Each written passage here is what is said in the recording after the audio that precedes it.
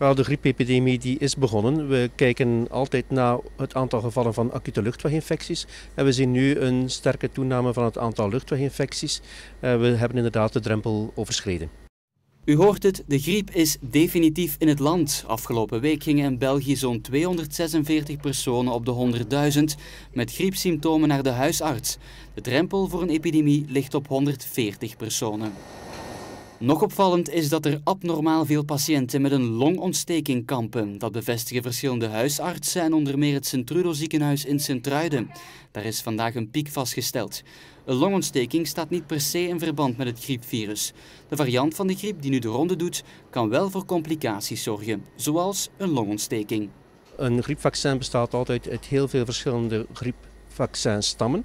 En deze stammen die worden op voorhand vastgelegd.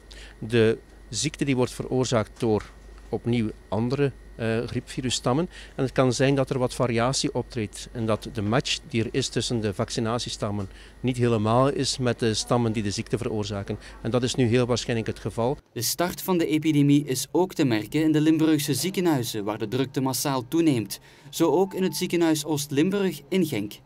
Wel, het is zo, meneer Moons, dat we momenteel met een bezetting zitten van ongeveer 93 tot 94%. Dat wil zeggen dat het heel druk is in het ziekenhuis, maar dat we nog niet vol liggen. Dus we kunnen zeker en vast nog patiënten opvangen in ons ziekenhuis. Er kunnen nog mensen bij. Het zijn vooral kinderen tussen 0 en 5 jaar die in het begin van de epidemie met griep kampen. Een goede hygiëne is daarom belangrijk.